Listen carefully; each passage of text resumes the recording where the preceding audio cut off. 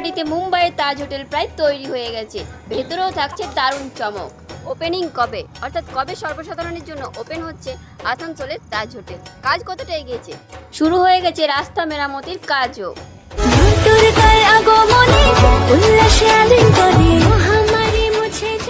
তো বন্ধুরা, এখন আমি চলে এসেছি আসানসোলের তাজ হোটেলে, অর্থাৎ আসানসোলের ধীমুমেন্ট কলিয়ারি দুর্গা পূজা কমিটিতে, যেখানকার থিম হচ্ছে মুম্বাইয়ের তাজ হোটেল। তোমরা নিশ্চয়ই সবাই জানো, এর আগের ভিডিওতে নিশ্চয়ই দেখে নিয়েছো।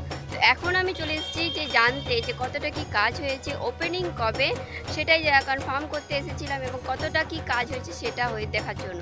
তো চলো পুরো ভিডিওটা দেখতে থাকো, আশা করি তোমাদেরকে ইনফরমেশন দিতে পারবো। কবে ঠাক দেবে ডাক দিন বুঝছে যে তারি দেখ মন কাশবন দুলছে যে শাড়ি কবে ঠাক দেবে ডাক। সো বন্ধুরা, এখন আমি চলে এসেছি আসানসোলের তাজ হোটেলে। তোমরা দেখতে পাচ্ছ প্রায় শেষের মুখে, কাজ কিন্তু জোর কদমে চলছে, এখনও হয়তো কিছু কাজ বাকি রয়েছে। আর আমি গেছিলাম মহালয়ার আগের দিনে, তখনকার তোমাদেরকে ভিডিও দিচ্ছি। আর এই যে দেখতে পাচ্ছ দাদাটা কাজ করছে, তার ওপরের উইন্ডোগুলো তোমরা লক্ষ্য করবে লাইটিং রয়েছে, আর এই লাইটিংটাই কিন্তু এই প্যান্ডেলটাকে কামাল করে দেবে। আর ভেতরেও কাজ কিন্তু অসাধারণ, সেখানেও কিন্তু তাক লেগে যাবে। তো চলো ভেতরে নিয়ে যাই। ভেতরের কাজটা তোমরা দেখো, রেড এবং ইয়েলোর কম্বিনেশনে রয়েছে। আর এখানকার তো মেন আকর্ষণই থাকে লাইটটা। তো যখন লাইটিংটা হয়ে যাবে রাতে, তখন সত্যি আর ভাষা থাকবে না, এত সুন্দর লাগবে।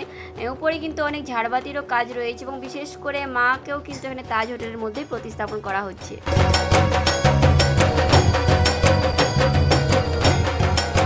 তো যেমনটা বলেছিলাম যে মুম্বাইয়ের তাজ হোটেল হচ্ছে এখানকার থিম, সেই অনুযায়ী কিন্তু ভেতরেও সিনারি করা হয়েছে তাজ হোটেলের, এবং তাজ হোটেলের সামনে যে জলের সিন সেটাও কিন্তু এখানে খুব সুন্দরভাবে তুলে ধরা হয়েছে। এবং তোমরা হয়তো খুব ভালো করে লক্ষ্য করে বুঝতে পারবে, একটা এরোপ্লেনও কিন্তু করা রয়েছে যেখান থেকে মানুষজন নামছে, সেই সিনটাও কিন্তু খুব সুন্দরভাবে ফুটিয়ে তোলা হয়েছে ভেতরেও।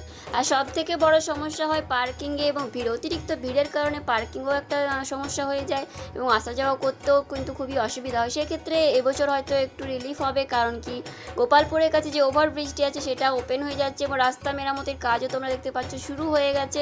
তো সেক্ষেত্রে হয়তো ভিড়টা একটু কম হবে, আমরা হয়তো এবছর একটু শান্তিতে ঠাকুর দেখতে পারবো। প্রতি বছরের মতো এই বছরও মেলাও কিন্তু বসে গেছে মেন রাস্তাটার ঠিক বাঁ পাশেই, যেদিকে আমরা মন্দিরটায় যাব সেই দিকে। তাহলে বন্ধুরা দেখে নিয়েছো কাজ কতটা হয়েছে। সম্ভবত 6 তারিখে ওপেনিং হওয়ার কথা।